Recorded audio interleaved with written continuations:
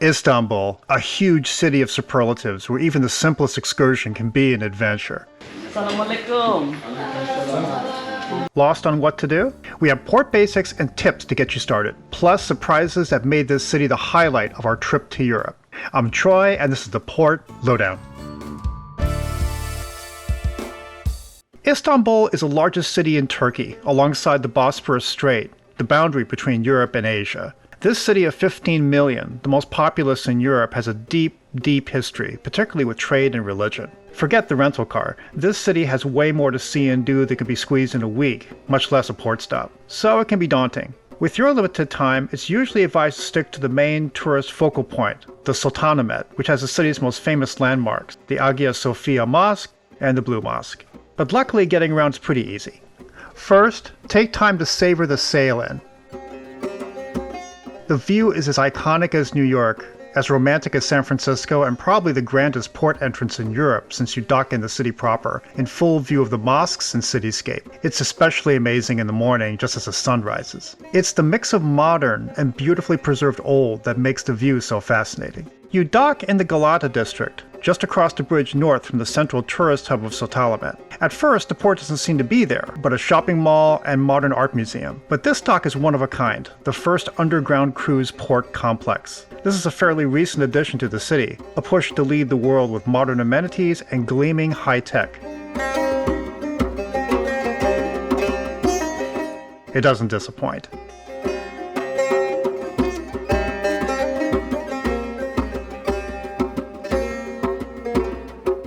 And it's huge down there. We had to scan here with our tourist cards, but your experience may vary.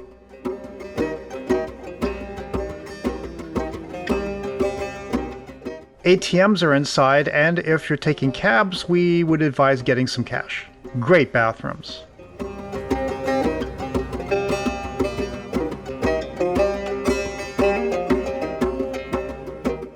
Lockers.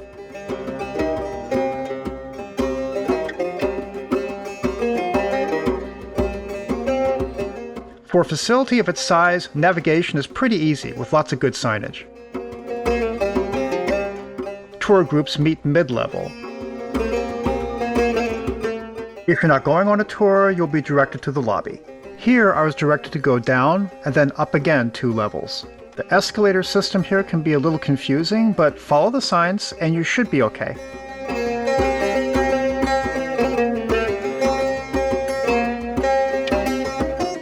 Now step out and head for the main street north.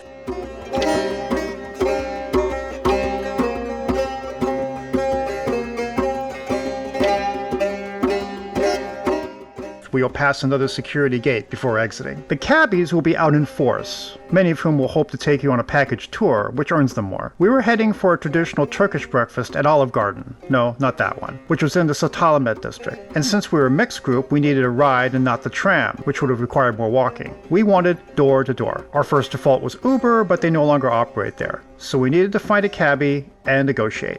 One of the tricks to do the taxi, if you don't know, or you know that you need to bargain and you don't know what the price is, in Istanbul you could open up your Uber app. Your Uber app will tell you the estimate of how much the taxi should cost. You could use the Uber app to call a taxi, or you could just use that as a guideline, and that's what we did. 300 lira for a big taxi, and that's roughly estimate about $10 US. I decided that I'm gonna settle for 15 euro.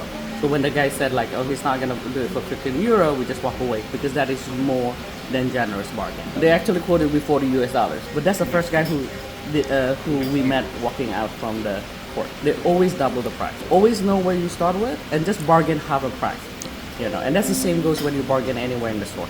Okay, peace out.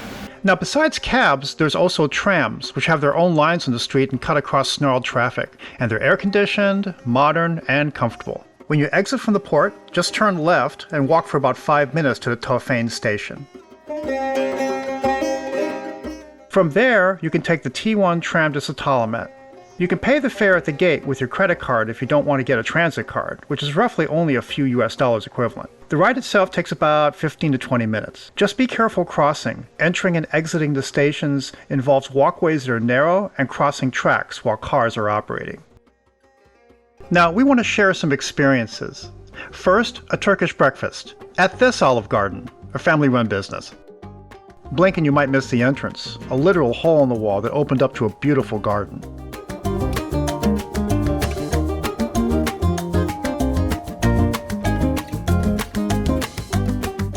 The atmosphere was charming and relaxed. And the spread?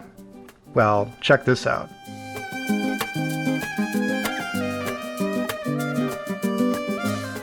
Take a picture, there's still more coming. I know. I'm going to take a picture of everything. It's beautiful. Tomato. Fresh tomato, cucumber.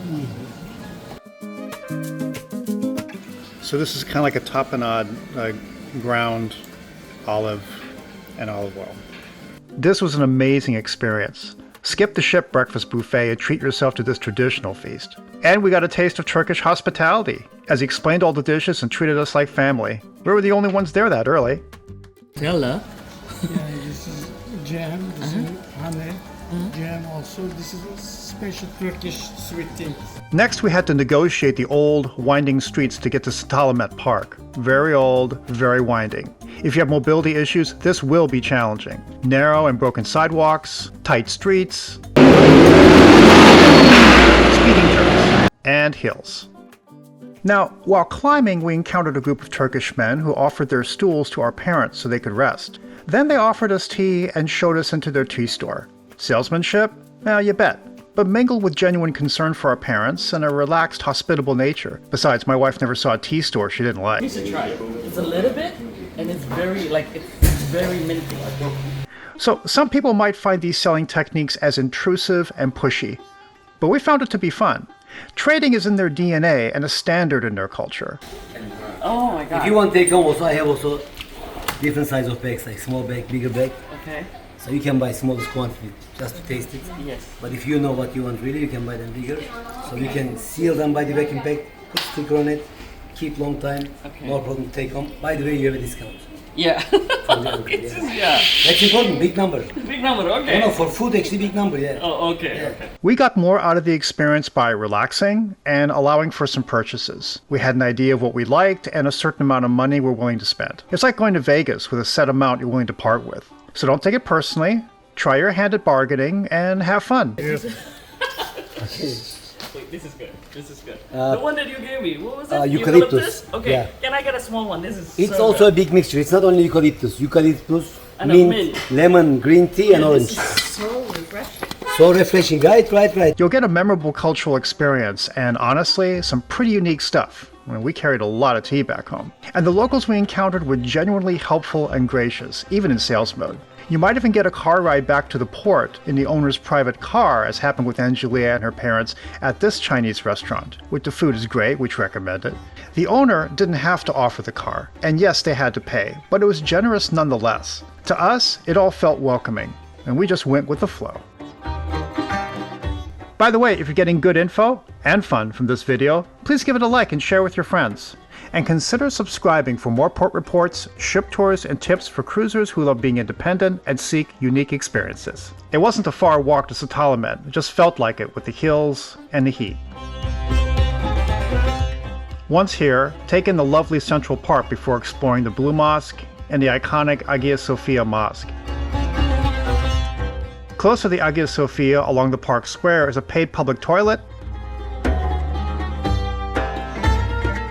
and numerous cafes and shops. Getting into the mosque is a little involved. They require a ticket, and since it's a place of worship and not a museum, as it has been before, you can only have access to certain sections. Official tickets are from this line located here, along the east end of the mosque.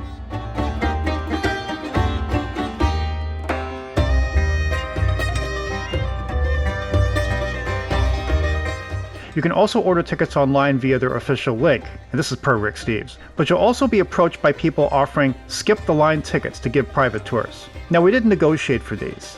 Has anyone used them? By the way, this sign for the Hagia Sophia experience is not the same as the mosque. It's a separate, high-tech museum where you're escorted through the exhibits. Anyway, getting back to the port was a breeze, since the tram stop is only a 5-minute walk west of the park. Getting into the port was more involved than we bargained for, though.